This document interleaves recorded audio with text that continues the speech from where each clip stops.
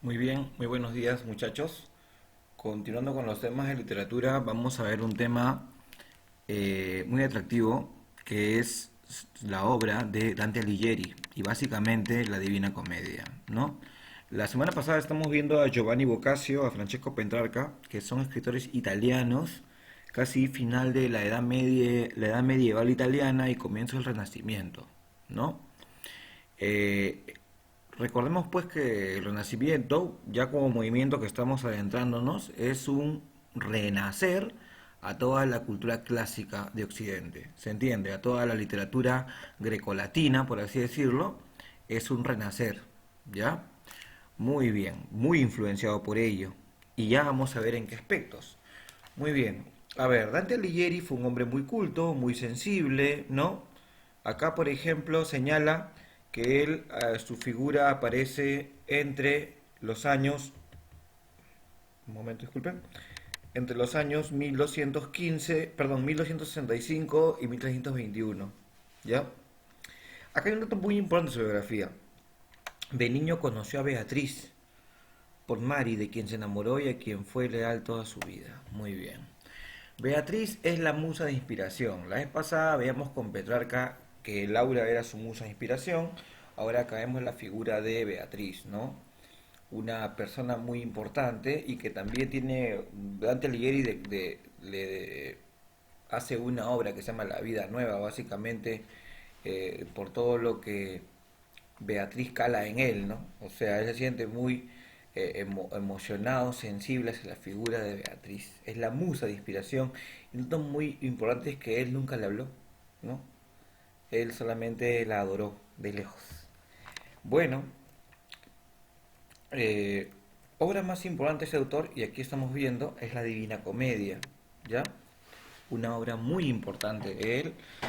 Eh, las características principales tenemos acá que es género épico, debido a la antigüedad, ya sabemos lo que es el género épico. Una especie es la epopeya religiosa. También tenemos el terceto en decasílabo como métrica. El tema principal, Dante en su travesía aprende un poco de humildad y lo que le puede pasar si no cumple con las leyes de Dios. Ya. Muy bien, considerando, a ver, acá quiero sombrearlo y hay que decir una cosa muy importante, ¿no?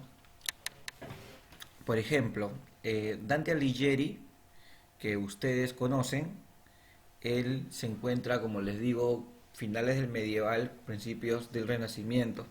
Y en ese lapso hay una gran figura religiosa, una gran figura de Dios todavía, una sociedad teocéntrica que aún está en auge, por así decirlo, ¿no? Entonces, el autor en la Divina Comedia justamente busca eso, ¿no? Busca, él se adentra en el infierno, en el purgatorio y en el cielo, ¿no? Definitivamente ya entendemos que en el infierno está lo peor, ¿no? El infierno están los pecados capitales, ¿no? Él cuando empieza esta obra dice, en una selva oscura me encontré, ¿no? Porque habla de que en la selva están todas las fieras, todos los malos, toda la salvajada, ¿no? De la humanidad. En el purgatorio, lógicamente, estos pecados capitales se redimen, o sea, se purgan, o sea, se quita lo malo para hacer una reflexión y entrar a lo bueno, ¿no?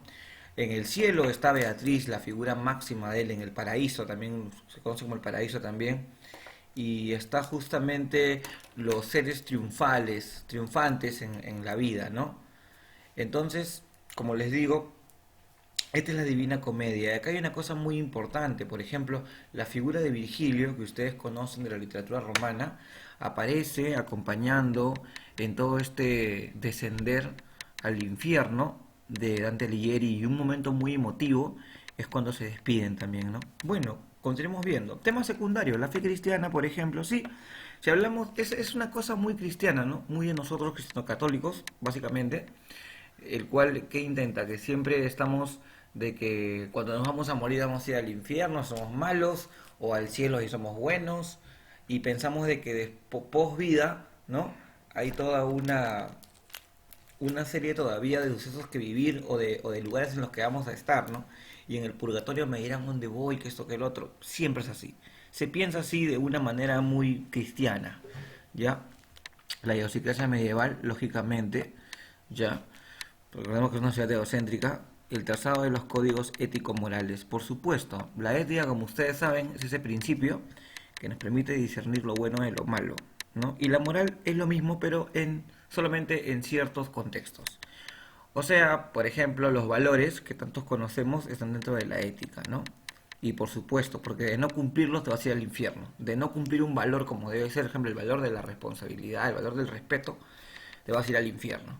Eso es lo que genera, o más o menos se ve como idea, en esta obra La Divina Comedia de Dante Alighieri.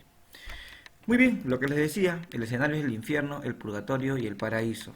Se divide en tres partes. Infierno tiene 33 cantos, el purgatorio tiene 33 cantos y el paraíso tiene 33 cantos. ¿Ya? Muy bien, recordemos que es una obra de género épico. Personajes, Dante, Beatriz y Virgilio. Muy bien, acá hay una trilogía muy interesante, porque Dante Alighieri es el autor, el que hace su travesía por estos lugares, acompañado en un primer momento de Virgilio, ¿no? Y acá dense cuenta que la figura de Virgilio significa algo muy interesante, que es el hecho del renacimiento en sí, como idea de volver y actualizar nuevamente toda la literatura grecolatina, pues, ¿no? ¿Se entiende?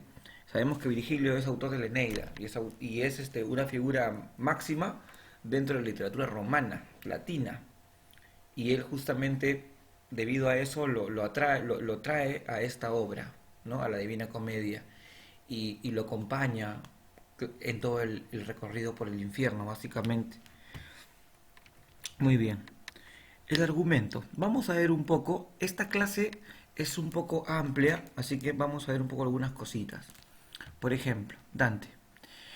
Dante, el alma de la humanidad, se extravía en su camino y se ve acosado por toda clase de terribles fieras, que son los pecados, ¿ya? Recordemos los pecados capitales, ¿no? La envidia, la avaricia, la gula, esos aparecen ahí, ¿ya? Muy bien. Virgilio, el pagano bueno, símbolo de la razón, viene en su ayuda para guiarlo y hacerle ver en el infierno a los hombres que han caído y fracasado en su viaje.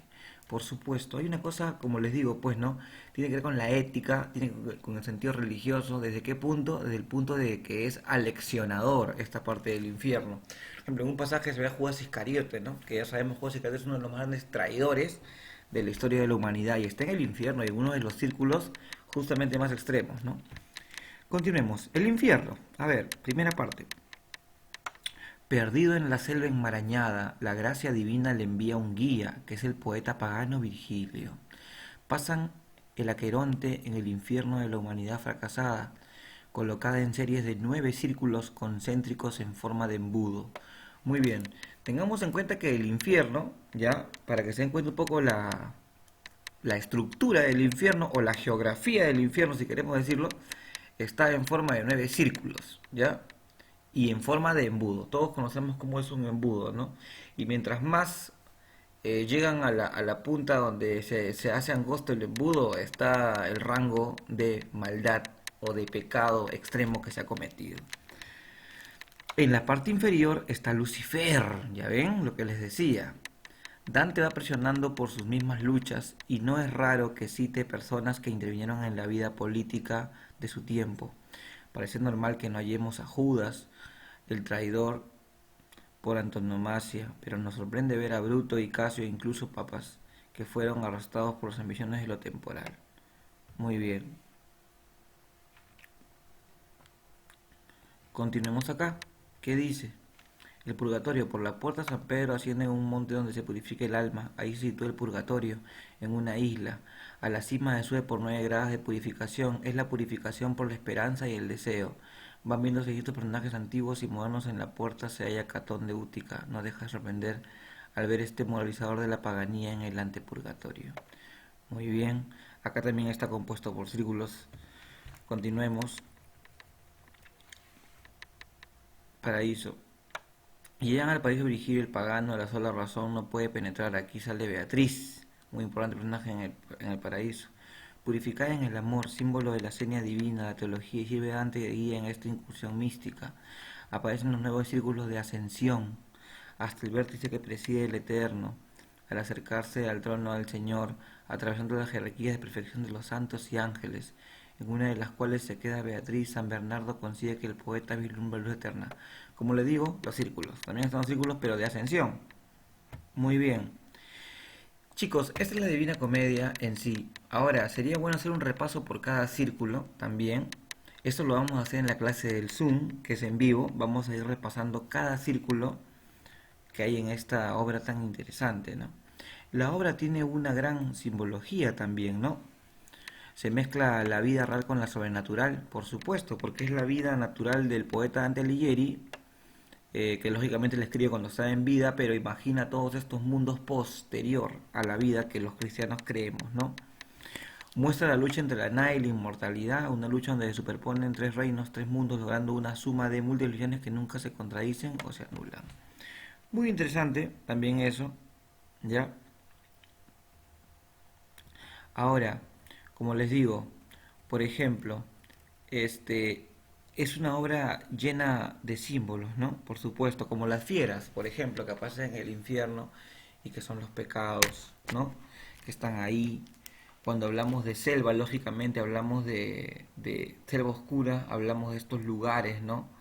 Tan tenebrosos que son la entrada al infierno y el infierno en sí. Muy bien, entonces muchachos, esto vamos a verlo en el Zoom también y vamos a ver todos los círculos que hay en esta obra. Ya es una obra amplia, así que estamos hablando de a pocos.